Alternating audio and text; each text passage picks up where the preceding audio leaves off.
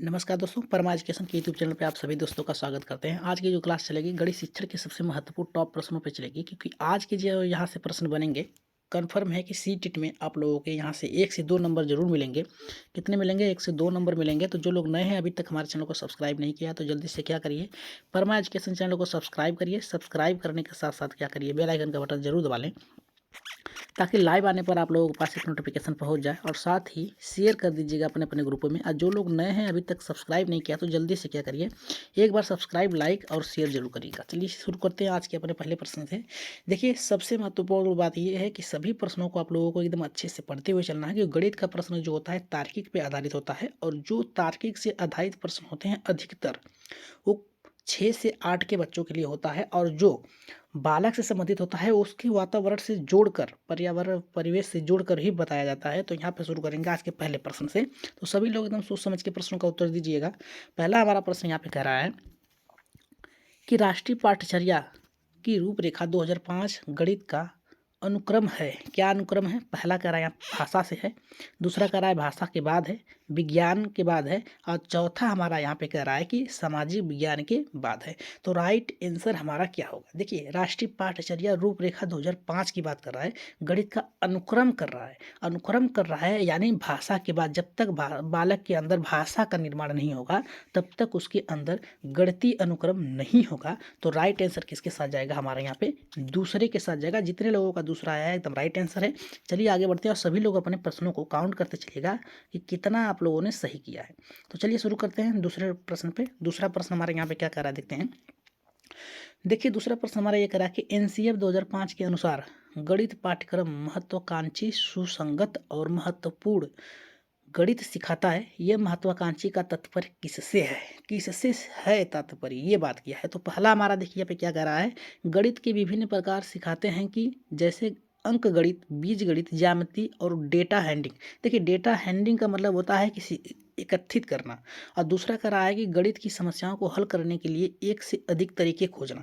देखिए, एक से अधिक तरीके खोजने की बात कर रहा है, लेकिन हम लोग सॉल्व कर रहे हैं पेपर को फर्स्ट, यानी पेपर फर्स्ट को 1 से 5वीं तक की हम बात कर रहे हैं। तो यहाँ पर जो ये आंसर है, ये भी गलत हो जाता है। स्कूल में गणित पढ़ाने के उच्चतर उद्देश्य होने चाहिए। देखिए, बालक में तार्किक विकास करना है, तो हमें उसके साथ उसके परिवेश से जोड़ कर पढ़ाना चाहिए। तो राइट आंसर देखिए यहीं पे मिल जा रहा है, तीसरा हो जा रहा है। और चौथा देखते हैं क्या कर रहा है, स्कूल में गणित पढ़ाने के संकीर्ण उद्देश्यों की तलाश, ये तो उच्चतर चली जाएगी, याद रखिएगा। ये 6 से 8 के लिए होगा।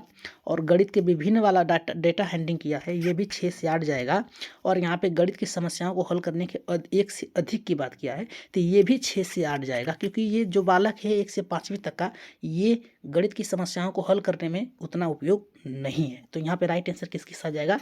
तीसरे के साथ जाएगा। चलिए आगे बढ़ते हैं, तीसरे प्रश्न पे देखते हैं। तीसरा प्रश्न हमारे यहाँ पे क्या कर रहा है, कह रहा है कि गुणा करने पर दोनों में से कौन सी संख्या 24 का गुणनफल देती है।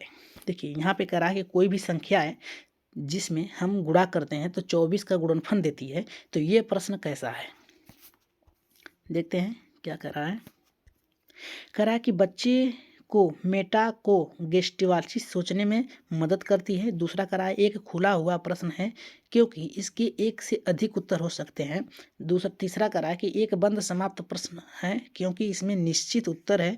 चौथा कह रहा है कि बच्चे को सामान्य समस्या सुलझाने की रणनीतियाँ सुझाता है, ताकि वो सही उत्तर दे सके।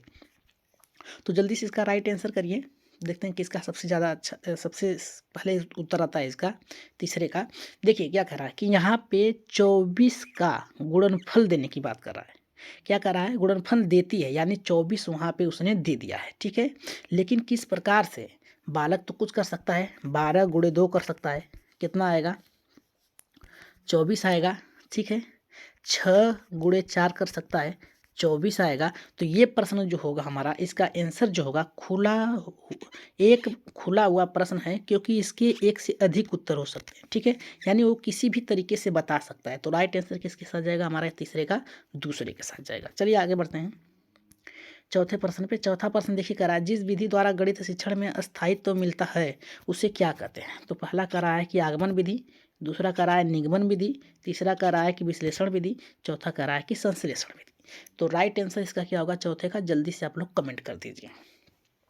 कह रहा है कि जिस विधि द्वारा गणित की शिक्षण को स्थायित्व मिलता है, तो आगमन विधि होता है या निगमन विधि होता है। निगमन विधि का मतलब होता है कि नियम से, आगमन विधि का मतलब होता है कि अगर वहाँ पे कोई भी वस्तु है या फिर कोई भी सूत्र है, उसके द्वारा कोई भी दिया है प्रश्न, उस पर हमको क्या करना है, बताना है। आगमन में से होता है वस्तु हो उस पर विचार करना। निगमन मतलब होता है नियम से चलना। अब विश्लेषण मतलब होता है किसी चीज़ को छोटे छोटे टुकड़े में देकर। संश्लेषण मतलब होता है किसी वस्तु को एकत्रित करके। तो राइट आंसर यहाँ पे किसके साथ जाएगा, जल्दी से कमेंट कर दीजिए। देखिए चौथे का जो राइट आंसर जाएगा आगमन विधि के साथ जाएगा। यहाँ से 1 नंबर आपको मिलेंगे। ये तो श्योर है कि हर साल आते हैं आगमन विधि निगमन विधि से, तो एक नंबर आप लोगों को यहाँ से मिलेंगे। आगे बढ़ते हैं यहाँ पे 5वें प्रश्न पे, क्योंकि जल्दी से प्रश्न खत्म करना है। 15वां प्रश्न आप लोगों के लिए रखा गया जिसका कमेंट आप लोग कमेंट बॉक्स में आप लोग उसका उत्तर देंगे। तो कह रहा है हमारा कि पूर्वदर्शित लक्ष्य जिसके लिए क्रिया की जाती है उसे क्या कहा जाता है। यानी पूर्व यानी पहले ही किसी चीज़ का लक्ष्य निर्धारित किया जाता है तो उस क्रिया को क्या कहा जाता है। कह रहा है कि विधि, युक्ति, प्रविधि, उद्देश्य। तो राइट आंसर किसके जाएगा जल्दी से कमेंट करिए आप लोग। पहला होगा, दूसरा होगा, तीसरा होगा या फिर चौथा होगा, जल्दी से कमेंट कर दीजिए आप लोग। देखिए 5वें का राइट आंसर क्या होता है, किसी चीज़ को करने के लिए हमें एक निश्चित उद्देश्य होना चाहिए। तो राइट आंसर किसके साथ जाएगा, यहाँ पे हमारा चौथे के साथ जाएगा। चलिए आगे बढ़ते हैं। यहाँ पे छठे प्रश्न में बहुत ही जल्दी हम लोग प्रश्नों को खत्म करेंगे। कह रहा है हमारा छठवां कि मौखिक गणित शिक्षण लाभदायी होता है या होती है, क्योंकि इसमें मौखिक गणित होता है जो बोल के हम लोग पढ़ाते हैं, उसमें क्या होता है, क्यों लाभदायी होता है। तो पहला यहाँ पे हमारा कह रहा है कि एकाग्रता बढ़ती है, क्रमबद्धता बढ़ती है, स्वावलंबन की भावना का विकास होता है, स्वच्छता और शुद्धता आती है। तो राइट आंसर छठे का क्या होगा। देखिए मौखिक का मतलब होता है सभी बच्चों को क्या करना है, बैठा देना है और बीच में एक बच्चे को बोलना है कि आप पढ़ो। तो बालक क्या करता है, ध्यान देता है। और आप कह देंगे कि जहाँ पर बालक रुकेगा पढ़ाते समय और सभी लोगों को ध्यान से सुनना है और जिसकी तरफ इशारा कर देगा वो बालक उठ के वहीं से क्रम को शुरू करेगा। तो इससे क्या होता है, एकाग्रता बढ़ती है। तो राइट आंसर किसके साथ जाएगी, पहले के साथ जाएगी। चलिए आगे बढ़ते हैं यहाँ पे 7वें प्रश्न पे, और सभी लोग अपना कमेंट बॉक्स में उत्तर देते चलिए। करा कि छोटी कक्षाओं में गणित विषय में रुचि उत्पन्न करने के लिए पढ़ाने का तरीका कौन है। छोटी क्लास का मतलब होता है 1 से 5 तक, याद रखिएगा। अब कह रहा है कि मनोरंजन एवं खेल विधि, रटने की विधि, आगमन विधि, निगमन विधि। छोटी कक्षाओं की बात किया है, याद रखिएगा। अगर छोटी कक्षाओं की बात किया है तो निगमन और आगमन नहीं होगा, याद रखिएगा। रटना तो एकदम नहीं होगा। तो राइट आंसर किसके साथ जाएगा, पहले के साथ जाएगा। मनोरंजन विधि किसके साथ जाएगा, मनोरंजन विधि के साथ जाएगा। और खेल विधि, खेल खेल में बालक बहुत कुछ सीख लेते हैं। खेल खेल में जैसे कहेंगे कि आज हम लोग ये खेलेंगे कि हमारे विद्यालय में कितने पेड़ हैं, सभी लोग जल्दी से ढूंढ के लाओ। जो सबसे पहले ढूंढ के लाएगा माना जाएगा कि हाँ सबसे ज़्यादा उसने काउंट किया है। तो बालक क्या करेगा, सबसे पहले जाएगा जितने भी पेड़ हैं उसे गिनेगा। तो यहाँ पे गिनते समय किसका, अंकों का निर्माण हो रहा है। तो राइट आंसर किसके साथ जाएगा, यहाँ पे पहले के साथ जाएगा। चलिए आगे बढ़ते हैं 8वें प्रश्न पे, देखते हैं 8वां प्रश्न क्या करा है। ये प्रश्न हमने आप लोगों को मैराथन में करा दिया है। अब एकस का प्रयोग छोटी कक्षाओं में किस शिक्षण में प्रभावी होता है। देखिए अब एकस की बात किया, याद रखिएगा। अब एकस की तो यहाँ पे गिनती सिखाने के लिए, यहाँ पे लिखना सिखाने के लिए, वाचन करने के लिए, हस्तलेखन के लिए अबेकस का जो प्रयोग होता है, याद रखिएगा। अबेकस का उसका प्रयोग हम लोग अक्सर किस में करते हैं, गिनती सिखाने में, याद रखिएगा। अबेकस एक बॉक्स होता है, उसमें कुछ इस तरह के से बने होते हैं, उसमें कुछ कुछ छल्ले गुल्ले में लगे रहते हैं, जिसमें बल्लों को कहा जाता है कि एक एक अंक इकाई दहाई इकाई का प्रयोग करके बताया जाता है कि अगर एक छल्ले में अगर 5 यहाँ पे गुड़िए बने हुए हैं तो कहेंगे कि अगर उसमें से एक निकाल दिया जाए और दूसरे में डाल दिया जाए तो कितना होगा। तो बालक कहेगा पहले से एक इधर जाएगा, बाएं साइड जाएगा तो 10 के आंकड़ों को छुएगा। तो यानी इसमें 3 बचेगा, यहाँ पे 10 होगा तो 10 से 3 13 हो जाएगा। तो राइट आंसर किसके साथ जाएगा, हमारा यहाँ पे पहले के साथ जाएगा। आगे बढ़ते हैं यहाँ पे 9वें प्रश्न पे। देखिए 9वां प्रश्न करा है, कविता विषम और सम संख्याओं की अवधारणा को समझाने में सक्षम नहीं है। कह रहा है कि एक लड़की है जो विषम और सम संख्याओं को अवधारणा जो है समझाने में सक्षम नहीं है।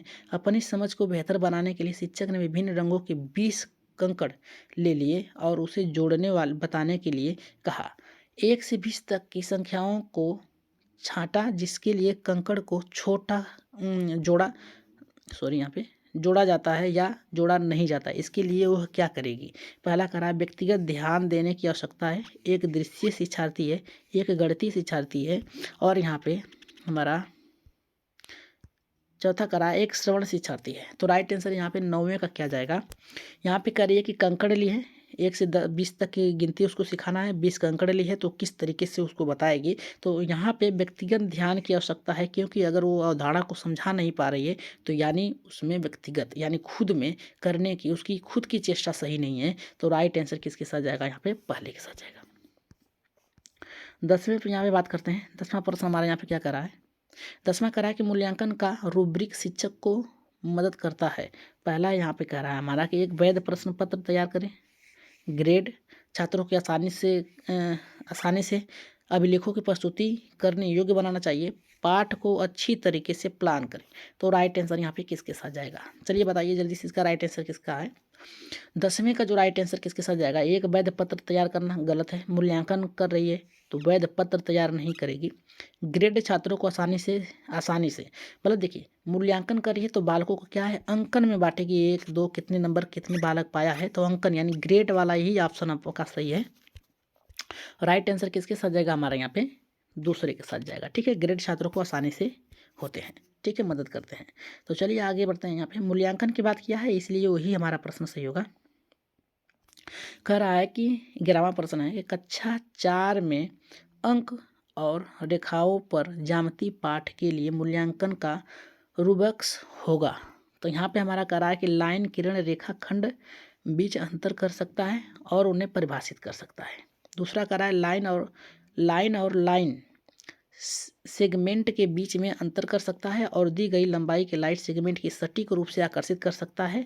और यहाँ पे तीसरा कह रहा है सेमी और इंच में लाइन की सही तरीके से माप कर सकता है और लाइन को नाम दे सकता है। उपयुक्त में से कोई नहीं। तो राइट आंसर इसका क्या होगा 11वें का, जल्दी से कमेंट करिए आप लोग। याद रखिएगा ऐसा प्रश्न ढूंढिएगा, देखिए चौथा तो हो नहीं सकता, अगर वो दिया है तो बचा हमारे पास कितना, इतना याद रखिएगा जितने भी ऑप्शन दिए हैं उसमें से सभी मिलते जुलते होंगे और सभी का जो सब में समाहित होगा वही उत्तर होगा। ठीक है, रूब्रिक्स की बात किया है तो रूब्रिक्स मतलब एक किरण की तरफ से लेके जाएगा। तो राइट आंसर किसके साथ जाएगा हमारा यहाँ पे पहले की तरफ जाएगा। 12वें प्रश्न पे आगे बढ़ते हैं। 12वां करा कि अंशों की अवधारणा को पेश करने के लिए एक शिक्षक के साथ शुरू हो सकता है। पहला करा है ए बी के रूप में अंश लिखा जहाँ भी 0 के बराबर नहीं है। दूसरा करा है अपने आसपास की चीज़ों के आंशिक भागों को पहचान करना, विभिन्न अंशों और हर की पहचान करना, संख्या रेखा पर विभिन्न भिन्नों का पता लगाना। तो राइट आंसर यहाँ पे 12वें का क्या जाएगा। देखिए अपने आसपास की आंशिक चीज़ों की भिन्नों की पहचान करना, यही आपका राइट आंसर जाएगा। किसके साथ जाएगा हमारा यहाँ पे ऑप्शन, तो हमारा यहाँ पे 12वें का जो उत्तर जाएगा दूसरे के साथ जाएगा। अपने आसपास की चीज़ों पे इतना याद रखिएगा, कभी भी प्राथमिक स्तर पे बालक को आप पढ़ा रहे हैं, प्राथमिक स्तर पे बालकों को पढ़ा रहे हैं तो उसके आसपास के वस्तुओं से जोड़कर उससे क्या करना है, शिक्षा देना है। तो राइट आंसर किसके साथ जाएगा, दूसरे के साथ जाएगा। आगे बढ़ते हैं 13वें प्रश्न पे, 2 प्रश्न और रह गए हैं उसको भी आप लोग कर लीजिएगा। करा कि गणित करने की रणनीति के रूप में समस्या को हल करना शामिल है, यानी गणित की कोई रणनीति है उसकी समस्याओं को हल करने का क्या शामिल हो सकता है। गतिविधि आधारित दृष्टिकोण, अनुमान लगाना। देखिए अनुमान की बात किया है तो जहाँ पर भी अनुमान लगाने की बात किया जाए उसे काट देना निगेटिव है। करा व्यापक अभ्यास भी नहीं करते, गणित है अभ्यास नहीं, आपको तार्किक होना पड़ेगा। एक समाधान पर पहुँचने के लिए सुराग का पता लगाना। देखिए संकेत की यहाँ पे बात नहीं किया है, समस्या हल की बात किया है। तो गतिविधि आधारित यहाँ पे दृष्टिकोण होना चाहिए। तो किसके साथ यहाँ पे हमारा पहला ऑप्शन, यहाँ पे 13वें का ऑप्शन जो गया है किसके साथ गया है हमारा यहाँ पे पहले के साथ जाएगा, गतिविधि आधारित के साथ गया है। आगे बढ़ते हैं 14वें प्रश्न पे। कह रहा है कि अरुण समीकरणों को हल करने में अच्छा है लेकिन आमतौर पर शब्द संख्याओं का सामना करना पड़ता है। ज़्यादातर समय वह पूछता है क्या मुझे जोड़ना या घटाना चाहिए, क्या मुझे गुणा या भाग करना चाहिए। ऐसे सवाल सुझाते हैं कि देखिए वो हमेशा पूछता रहता है कि मुझे क्या प्रश्न सॉल्व करना है, क्या मुझे जोड़ना है, क्या मुझे घटाना है, क्या मुझे भाग देना है या फिर क्या गुणा करना है। तो इसके लिए ऐसे ऐसे सवाल क्या सुझाते हैं। तो पहला यहाँ पे कह रहा है कि अरुण में संख्या संचालन की समझ का अभाव है। दूसरा कह रहा है अरुण जोड़ गुणा नहीं कर सकता। अरुण वर्ग को परेशान करने के अक्सर अवसर ढूंढता है। अरुण में भाषा समझने की समस्या है। देखिए अगर बालक टीचर कह रहा है कि आपको आज जोड़ लगाना है, क्या लगाना है, जोड़ लगाना है, तो वो नहीं सुन पा रहा है और वो कहता है क्या हमें लगाना है, यानी उसमें भाषा क्या है, भाषा समझने की समस्या है। यानी क्या कह रहा है टीचर वो समझ नहीं पा रहा है। तो राइट आंसर यहाँ पे किसके साथ जाएगा, चौथे के साथ। यहाँ पे कह रहा है कि अरुण संख्या संचालन की समझ नहीं, अगर संख्या संचालन का समझ नहीं रहता तो कैसे कहता कि मुझे गुणा लगाना है, भाग लगाना है। अरुण जोड़ गुणा घटाना नहीं कर सकता, कर सकता है, तभी तो पूछ रहा है। अरुण वर्ग से परेशान करने का नहीं, अगर परेशान करना होता तो वो ऐसे नहीं करता, बच्चों के साथ करता। तो राइट आंसर किसके साथ हमारा यहाँ पे जाएगा, यहाँ पे जो राइट आंसर जाएगा चौथे के साथ जाएगा। देखिए लास्ट प्रश्न है, ये आप लोगों के लिए रखा गया है। यहाँ पे आप लोगों के प्रश्न है जो बहुत ही महत्वपूर्ण है। आप लोगों को 15वें का आंसर कहाँ देना है, कमेंट बॉक्स में देना है। कहाँ देना है, कमेंट बॉक्स में देना है।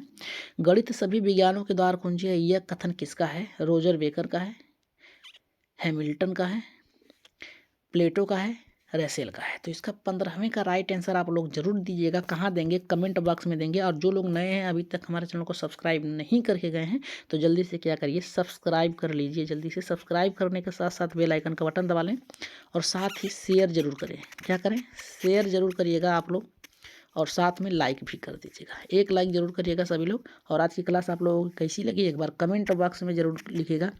कमेंट बॉक्स में आप पीडीएफ आप लोगों को चाहिएगा तो पीडीएफ आप लोगों के सभी के पीडीएफ मिल जाएंगे, क्योंकि 1-2 दिन बचा है आप लोगों का एग्जाम। व्हाट्सअप ग्रुप में मिल जाएंगे। कहाँ मिलेंगे, व्हाट्सअप ग्रुप में मिल जाएंगे आप लोगों को, और नंबर आप लोगों को इसमें मिल जाएगा। तो आज की क्लास कैसी लगी एक बार कमेंट बॉक्स में ज़रूर बताइएगा। तो आज के लिए इतना ही, धन्यवाद।